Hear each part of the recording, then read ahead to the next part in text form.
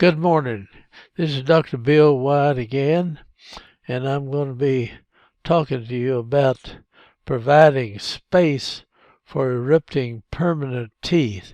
And there are ways of doing this if you get the patient that's really concerned about it, and you correct all the functional things that they do. You've got to have them swallowing correctly and breathing through their nose, and no deleterious habits of thumb sucking and chewing different things. Then the body itself, the tongue and the cheeks, and the way you swallow and push out on your teeth.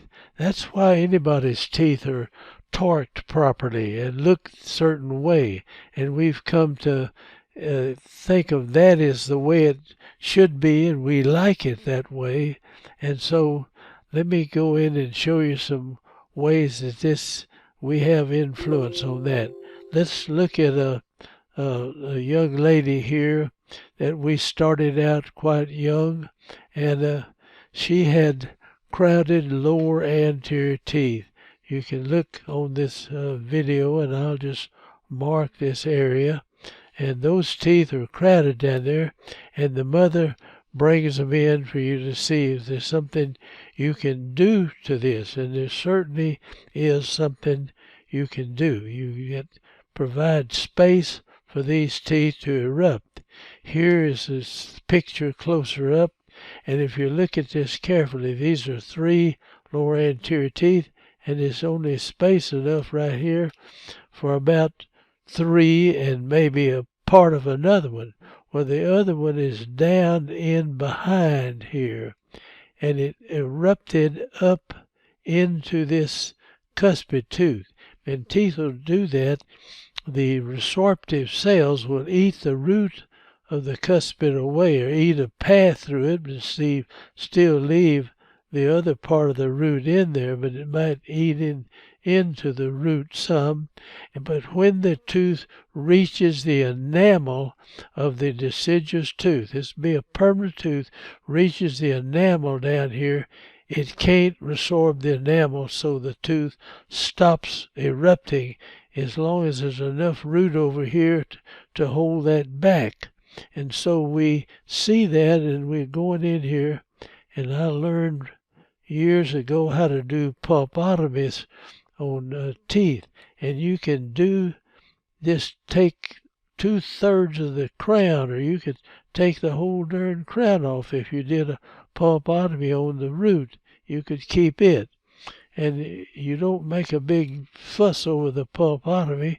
You cannot put a rubber dam on it and work with it. You'll have to see what I'm talking about here in the next picture or two.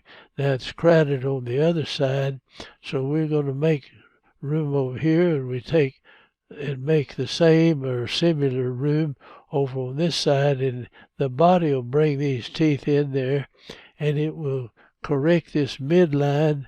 And just watch it do this without you putting one single bracket or band or any kind of wire or anything on the teeth. You just use nature to straighten the teeth out. And that's the best orthodontics that can be done on anybody. You do it with absolutely nothing in their mouth other than knowing how to dole out this space for these teeth. And watch the way we do this now. And the upper part is crowded also. This is a deciduous lateral, and it's going, but there's not near enough room for permanent laterals to come in. And so down on the bottom, this is the part we were looking at. Here is this lower left lateral right here that goes over underneath this tooth. Now you can't just take some disc and slice down in here. You'd cut this too. So you've got to take a burr and go in, and if you cut back away, and you cut down here close to where you can see that tooth, and then you stay away from that tooth. Cut up space in between you and that tooth. and you'll see. And you have to take the pulp out to do it. Now we infiltrate around the teeth, and it deadens the nerve in this deciduous tooth, and you're going to take it out completely. So let me go ahead and show you here. Now that's another view. There it is. And that's what we used when I first started this. We used a long tapered diamond, which worked real good, but I really preferred a long carbide burr. This 1171 long carbide burr has a long, it's not as long as this diamond, but it works quite good. And you get some brand new burr, and you get it sterilized when you do this. And it's, of course, it's not sterile. You stick it in their mouth. You loses that, but you don't have to worry about that part. And you don't have to worry about it being in a rubber dam either. You can go ahead and do this. Now here we cut down through the tooth, and we see this tooth, and we stop where we can still see the tooth down there. We look in there and dry it out. Now I can't see the tooth really here, and then sometimes we'll just pop this part off, and now we'll go down into where we can visualize that tooth, and we're going to ream this tooth out to where that tooth has space, and we can get that carbide burrs a little easier to get in between that part of the tooth. And now we'll come in here, and they took a little tissue off, but you really don't need to take the tissue off. You just leave it like it is, and it'll clear up. Now we take this diamond and go around and cut the tooth, but don't touch this tooth. In other words, we're not going to even touch it. Have at least the space of this burr in between there, and we kind of hollow the tooth out, and then we'll come right down and open the root canal with this same burr. We'll drop it in there, and we're going to pack this zinc oxide and eugenol into that tooth. And I mean, it's thick. It's not a creamy or anything like that. You pat out the eugenol until it gets so stiff you can roll it up. And here it is rolled up. And I cut off a piece with that spoon and put it on the end of it like that. And then you take the tooth is eaten out, and you've got this root canal right down in here like that, and it'll be bleeding.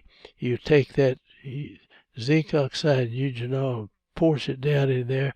You take a amalgam plugger and mash it so it gets way down in here, and it's in there under pressure and everything, and it stops the bleeding.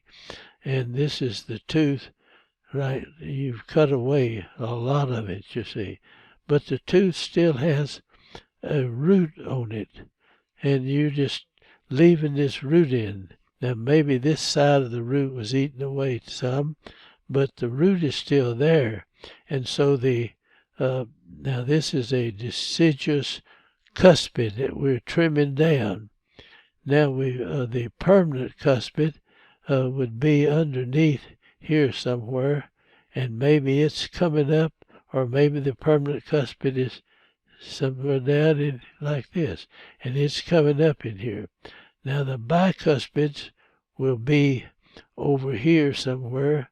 We would have a bicuspid and maybe another one, and people tell you, well, doing this pulpotomy is a lot of extra work and everything.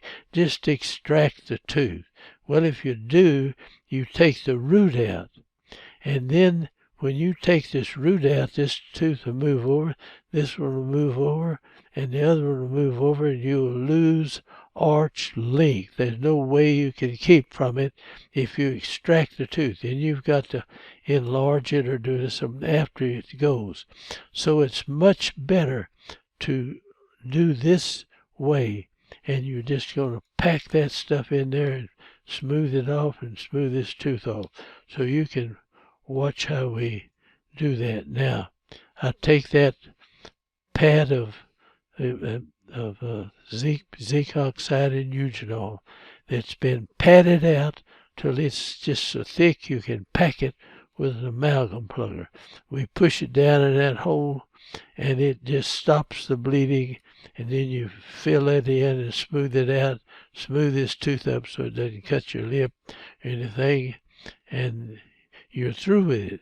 And that'll stay in there for a year or two if it stayed. Now this cuspid is not going to stay that long, and a lot of times the permanent cuspid coming up here will eat the root away and just leave a little spike of this zinc oxide and eugenol, which is still there. It won't resorb, but it'll break off real easy. It's brittle. It's more like a little tiny piece of chalk or something. It's brittle. It'll just break, but it doesn't resorb. It'll stay with the thing all the way through. Now, go on the other side. We're going to do the same. We'll trim it the same, but we don't have to hollow it out like we did this one. See, we had to go in and do that, and you'll watch. Now, this tooth has been wanting to grow, and it will grow and catch up with the other teeth when you do this. I mean, it will come on up there. It would have been there, but it was caught on the enamel of the deciduous tooth, and it can't resorb the enamel, and the tooth had a root enough to hold it down, and it will just stay there until that permanent cuspid comes up and eats the root away. And now this tooth comes in, and the permanent cuspid is in there with it, and you got a real crowded mess to deal with. So we go in there early, and we make room for this and watch what happens. And you can do this. You don't have to be some super dentist to do this. And you can make room for this. And we've done this on, I know I've done 1,000 teeth like that or more, and I've never had one of them blow up or go bad. But an oral surgeon who was a MD oral surgeon, patient wouldn't do it themselves, and they sent the patient to the oral surgeon, and he did not know how to do a pulpotomy on this tooth. He cut down in there and just put a little something over the top of it, and it went bad before the tooth was ready to come out. But it still worked on the person, even though it the little old baby tooth was not good. All right, so here we go. We do the other side. We do the pulpotomy. We clean it off. We pack the zinc oxide and eugenol in it. We aspirate around it. We come back now in a few weeks or something, and you look at it, and this tooth is already moved out here. Why did it move out? This tongue back here, pushing on it, moved it out. The lip structure was being caught, the pressure over here, and they had no pressure here, and the tongue's pushing, so the tooth moves out, and after a little while it'll be lined up with the rest of them, and the whole thing is tight here. It's open over here. That's going to move over, and the midline will be right down the center. Just watch it go. And it's done it without you putting one blooming thing on there. I mean, just making room for it, and you think, well, do this. Here we go. We'll look at the top. We go in and do the top the same way. This lateral over here has no room at all. This one's outside, and so we're going to trim these teeth like this and do the pulpotomy up there, and that will line up. Now down below you can see where this is now, and up here we've done these two teeth, and now we look down on the bottom, and this tooth is almost lined up and it's still moving over, and the midline will keep on till it's right dead center. Now this lateral is down in here, so we do the pulpotomy, have to go in, kind of hollow it out a little bit, and then this tooth will come in and line up, and the lip will push this one back, the tongue, the lip will push this corner back, and if this tongue comes out here, the tongue will, if this portion of this tooth comes over here in contact with the tongue, but the lip will do this. And watch all this straighten out simply by you providing the room where it needs to be, right there. Now there, let's go on down on the bottom. This is where this looked, this is the way it looked the day we did it. You see where this tooth is? It was down inside this cuspid, and so teeth erupt into another tooth. It can eat the root away of the baby tooth, but when it gets to the enamel, it can't cut it. And so if there's enough root of the tooth to hold it, then it'll keep the permanent tooth from coming in.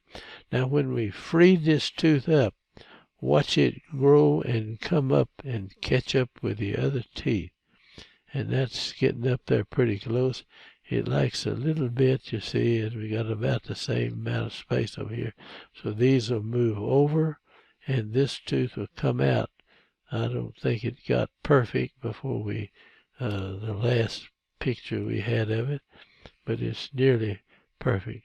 Now we've done the top, and you see this lateral has come out, and this one's coming out. You're going to have room over there too. And you watch this get better as it goes. You give some room to it. Now, some way or another, it squeezed this way. I don't think we came in and gave it a little more, but if you take the nerve out of the tooth and pack it, you have no more trouble with it. It doesn't hurt, bother them at all.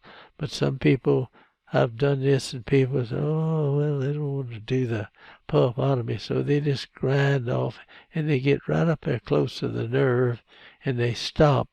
Think, well, I won't do that. Well, that tooth will give you a fit. That nerve's going to hurt and bother that person all the time. Anything cold on it goes on. So take the nerve out, fill it with that zinc oxide and eugenol, and you're through with it. If you want to come back and trim it some more, you can do it. There's no feeling in that baby tooth anymore. All right, so here now these teeth have lined up pretty good. Now it looks like the midline is almost correct in here. Now the second phase, you lose this first deciduous molar. Now your cuspid will be way back. It doesn't have much room. So I'm going to trim the mesial part of this second deciduous molar, leaving room in here for your bicuspid to erupt up into this space. And we'll trim this off like this. This tooth will come up, and the crown will go back in here, you see, like that. And the root will be down in this area, something like that. And it'll move back this far, and that'll give me room enough for this cuspid to come in right in this space. And you can look in your Panorex and see, and you can estimate the amount of room you need and what you're having to do there. And you won't put a thing in the world on those teeth, just nature.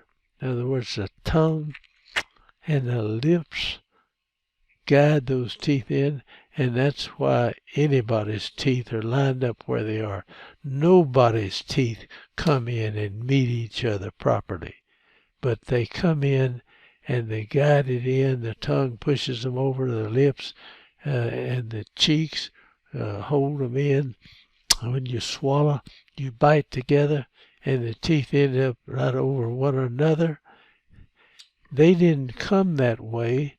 They came in and they got put in that position by just Mother Nature. And that's the way we think of them as the best way, and that's the best way for chewing. They come in. And so a lot of kids have over-erupted teeth. I think if we turn them loose, let them gnaw a few bones, and eat with their front teeth some, I don't think it would have the closed bites that we have and that we see. That's just my thinking, though. Now, here we're going to come in and take this off, and this cuspid will come in, and it'll fit into this area right here, and this bicuspid will come up in here and go back in this area and take up this whole space, and you watch that happen. Now I'm going to run through it pretty quick, and we'll see. Well, we trim that off, and now we're going to do the pulpotomy on the molar, and we take a number 4 round burr, carbide burr, a long shank on the thing, and you can just drill in here and kind of go down this horn, go back and go down this a little bit, and then pack the thing full of that zinc oxide and eugenol. It's real thick. We go in there and we take it out. Coming in, we pack the zinc oxide in there, and I take amalgam plugger and shove it in. I don't show that, and put a little bit more and smooth it up, smooth these corners. Now this first bicuspid will come right in this area, right in here, and this cuspid will come back in there, and it'll have room to fit in that space. Watch it happen. Now the little girl's kind of, she's not very friendly to us right there, but she get a little better here. There we are, fixing to do that last part of it. And here now, this is centered out, and I did absolutely nothing to make it go other than make some space where it could erupt together, and nature, the tongue shoving up here and the lips back here, guided those teeth into that position. There's nobody alive that their teeth come in correctly until they get in the mouth and in the tongues and the lips and the cheek. So if somebody's got a functional problem and the tongue and the lips and the cheeks can't do their work properly, they're going to have crooked teeth. And we've got gobs of people with crooked teeth because they can't breathe. They've got allergies and a lot of things. This mouth breathing causes more malocclusion than you even dream about, you know. All right, this is lined up pretty good, and we'll go on with this. Now, we trim those teeth, and you've got the idea now, and I'll show you. Now we're doing the second phase. You see how I told you that cuspid was back over here, and now it's over here. This bicuspid was down underneath here. It came up and angled over, and it just fit right into the cup that you've cut out. This deciduous molar still has roots coming up both ways, you see, right in there. And the bicuspid is coming up underneath it, and then eat it away, and it'll go, and that erupts in there. Looks like a little bit of a tongue-tied problem there. You may have to do something to clip that, take a piece of it out.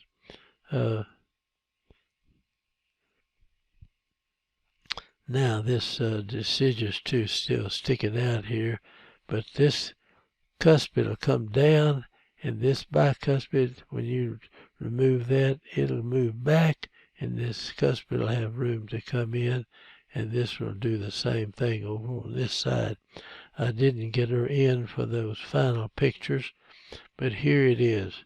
Now, this cuspid was sticking out somewhere in here, and it's over here now.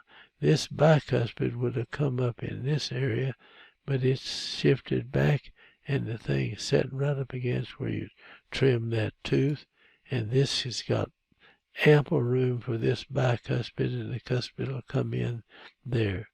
Simply because you just helped nature out a little bit and let nature do the straightening of these teeth. This is almost done. That doesn't get a lot of tongue pressure on that, but we'll wait and see. It might come on across. This may move back a little more and give that a little bit of room, and the tongue push on that, but it's hard to get that fine little bit with tongue pressure. Now let's see, here's the cuspid coming down, and we'll have space for it when it comes in. I just didn't, all right, here now we take this out, and we're going to trim this and trim this. This will move over, and this will have room here for this cuspid to come in. It'll take up about this much room, and this will have this much room right here. And that'll come in like that, simply by adjusting this and doling out the space where it needs to be. And don't be afraid to do these pulpotomies. I've never had a problem with them, and you don't have any problem with them after you do them. But if you just cut up there beside a nerve and just almost expose it, or just have a little thin bit of tooth between it, and you'll have trouble with it the whole time. Go ahead and take the pulp out. Don't be afraid to do it, and you don't need a rubber dam on it and all this mess. I've shown this to, I was in Boston, shown it to the pediatric teachers out of 3 different universities, and they got to put something else in the zinc oxide and do a bunch of things, and they feel like you do not crown these things, for goodness sake. The crown will get in the way of the thing. Just leave the zinc oxide in there. It'll come right up beside it, and it'll be there when this thing comes out. It'll have 2 little humps of this zinc oxide sticking down, something like that. I can show you teeth that'll come out like that. So anyway, here's the little girl. She's a little more friendly, and if I'm not mistaken, she's a real pretty, grew into a beautiful young lady. She got married, and her husband moved some town not too far away from here. And if I'm not mistaken, she brought her little girl back for me to do the same reduction of the teeth, so she wouldn't have to wear any braces. Now, you can't promise them that. A lot of times it's not ideal, but it'll be good. And if they're out, some missionary, somebody, the kids can't get braces anyway, you do that, they'll have a pretty straight set of teeth without the braces. And then you can put braces on them anytime you want to and finish them out. I mean, you can put them on as long as they're living. And this is her sit down. This is an ideal facial structure. And here she was when we started, and we straightened that out. And I think I can tell you for sure that if we hadn't got in there, these teeth would be crooked, and she'd have to go through a lot of orthodontics to get them straightened out. And so I hope you'll take this to heart, and I hope you'll be able to use this. And I'm going to pause and delete. I don't know what that means. I'm going to finish out and hope you'll subscribe to our channel, Wes. And so we'll hope to see you again. Thank you now. Bye-bye.